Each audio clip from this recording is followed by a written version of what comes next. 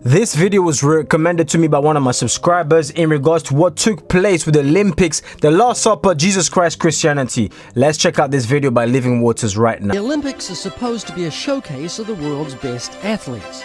So why would France use this massive platform to mock the Last Supper?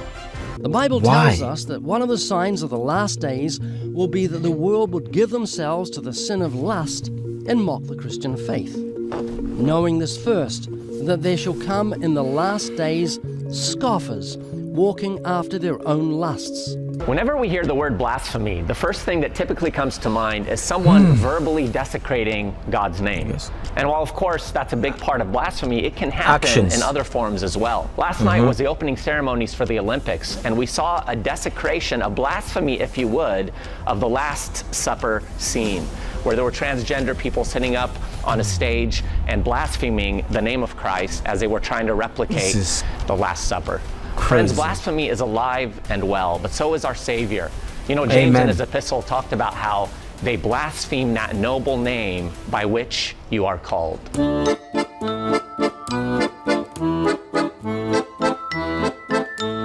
We truly live in a wicked world, you know? And the shots that they showed beforehand, you can see devil horns. Rewind it for yourself if you want. You see devil horns. It is the day after the Olympic opening ceremony, and we are here at the Louvre, and we're about to ask people their opinions on what we saw last night. Let's go. Did you God get a bless chance to Living see Waters. the opening ceremony last night here in France? Yeah, we did. It was amazing. Yeah, it was great, really artistic, very creative. Did you like it? Yes, I love it. What was your favorite part about the opening ceremony? I've seen the United States of America boat. LeBron James holding the flag? That's right. What is something that stood out to you? Well, for me, Celine Dion was amazing. Celine Dion? It was a spectacular event. Have you guys heard of any controversy? Anybody The upset world about is anything? blind. I mean, it's the internet. I'm sure somebody's going to be mad about something. No, it's okay. They reenacted the Last Supper using people from the LGBT community. You have any thoughts on that? No, although I wish I would have seen it. They did a great job trying to be as diverse and inclusive as they could. Very inclusive, yeah. They had lots of diversity in it. I thought it was fine. At one point during the opening ceremony, they reenacted the Last Supper of Jesus. Did you see that part? Well, for me, it's nice. I mean, LGBT, why not? Christians and other religious people are saying that that was Wow. offensive, that it was blasphemous to Jesus. Do you think they make a point? No, I don't think so. If we're going to respect each other, a Christian or a Catholic shouldn't mock or make fun of the LGBT community, but the LGBT community seems to be able to mock or make fun of Christianity. It seems like it's a double standard, don't you think? I don't know, really. Do you think they were being respectful of Christianity? I don't know, maybe. If like a church put on a display making fun of people in the LGBTQ community, or if that wasn't towards Christianity and it was towards Muhammad, like Islam, don't you think people would have been like, hey, that's not kind, that's not tolerant? It's a interesting question, really. For my side, the respect for me is the base. Yeah. You need to start from there and after continue. Yeah, I fully agree. I think, one, God has created every single person equally, right? And that all of us deserve dignity and respect. Correct. And I think we have an opportunity and maybe even a response. I was on mute there very, very quick. Don't you find it scary how nobody noticed anything? People were there. Oh, I wish I saw it. I mean, yeah, it was good. It was really good. It was nice. Ability as people, not only of one nation, if I'm in America or you're here in France, but of the world, to be able to live in a place that is respectful to everybody, even if they don't agree with you. Yeah. And I think one way of showing respect is to not dishonor, to not blaspheme what other people believe. That, to me, what we saw last night was blasphemous. It was disrespectful. Notice, Jesus is at the center of the painting, as he should be, because he is the central figure of the human race. There is no one like him. Buddha, Confucius, Muhammad, Baha'u'llah, they do not deserve to be in the same sentence with him, let alone as a contemporary of Jesus. I mean, can you imagine if last night at the opening ceremony for the Olympics here in Paris, they did some sort of reenactment in connection with blaspheming Muhammad? It's unthinkable, right? And yet, in a sense, we've grown desensitized to this. You would think the world would be in upheaval, like what in the world is going on, right? I mean, France supposedly has really deep Christian roots. What's going on here? Well, as we've talked about before, there is no question a demonic agenda that's taking place. 100%. But isn't it interesting as well that those who were blaspheming Christ last night that the transgender community, the LGBTQ community that talks about peace and love and tolerance demonstrated anything but that last night as they blasphemed our God. You see, through the resurrection, Jesus proved to the world that he is unlike any other. The sovereign King of Kings and Lord of Lords. He's had no predecessor, you'll have no successor, you can't impeach him, and he will never resign. Jesus, the center figure of the human race, but is he the center of your heart and life? Don't ever forget Bars. that the Last Supper is really indicative of what Christ was about to do. It was there that he talked to his disciples about the fact that his blood was going to be shed as a sign of the new covenant, that his body was going to be given over, which is symbolized by the bread, out of love for us as a sacrifice for our sins. We have to remember that Satan is called in Ephesians 2 the prince of the power of the air, the spirit who now works in the sons of disobedience. Always keep in mind that we as Christians can do nothing greater than to elevate the love of God that was demonstrated through the death and resurrection of Christ. That is the gospel. And it's no wonder that Satan, through the world, seeks to desecrate it. Now, we as Christians can tend to become a bit frustrated by this, agitated by this. But let's turn those emotions into action. Let's go out into this dark world and decide to be a light. While the world is denigrating the name of Christ, let's lift it up so that his name will be magnified more and more throughout this lost, dark, and dying world. I like to show that if you and I believe the same thing, great.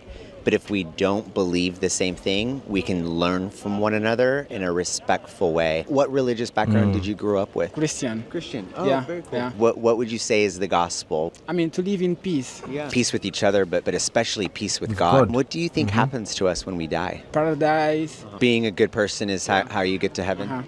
Do you think you're a good person? Try to do my best. God's 10 commandments. He actually gives us these 10 laws, these rules of life to live by, which is his standard, right? And so I like to ask people sort of the good person test. How are we doing? Are we obeying the 10 commandments? Would you say that you're obeying the 10 commandments? I mean, I am trying to follow. So like one of them as an example, to get angry with somebody else is like murder in our own hearts. Have you ever been angry with anybody before in your life? Honestly, yeah. You're not angry with me for asking that question, right? No, not at all. How many lies have you told in your life? More than one?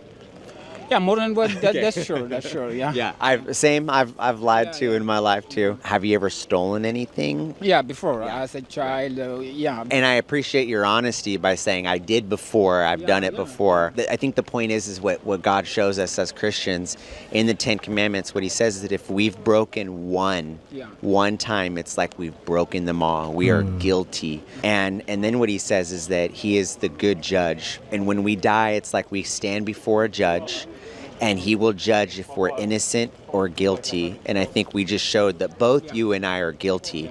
So if you died today and you were before God and He shows you are guilty of sin, what would you say to Him so that you can be in paradise? You have to say, I'm so sorry for that. I like that. And I think that's the first part of it is to recognize, wow, yeah, God, I am wrong. I am a sinner. But that's not enough. Let's say you committed a crime and you went before a judge, and the judge said, you're guilty, do you have anything to say? And you said, I'm sorry.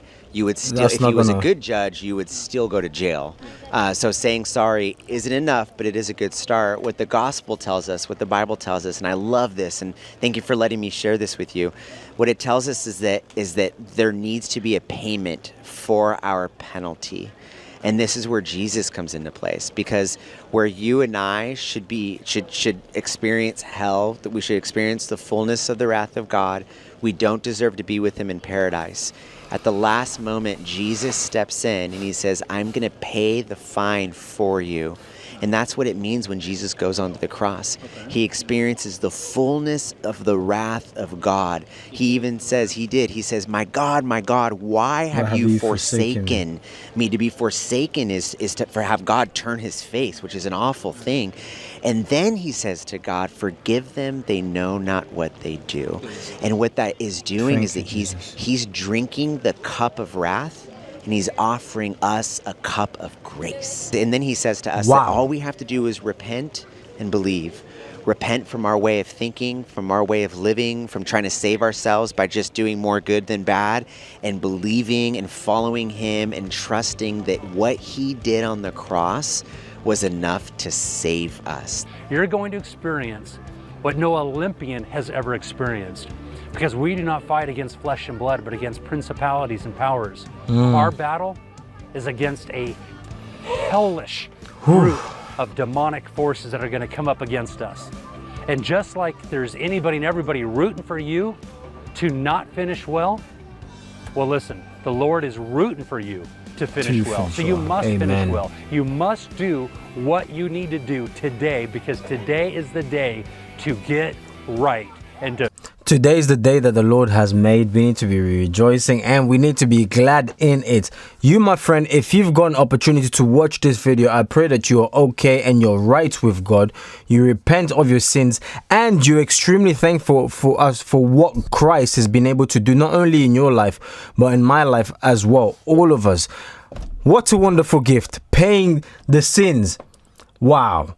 Honestly speaking, I want you to continue this video on Living Waters YouTube channel. Subscribe, like, and let me know your thoughts in the comment section down below. What do you think in regards to the Olympics?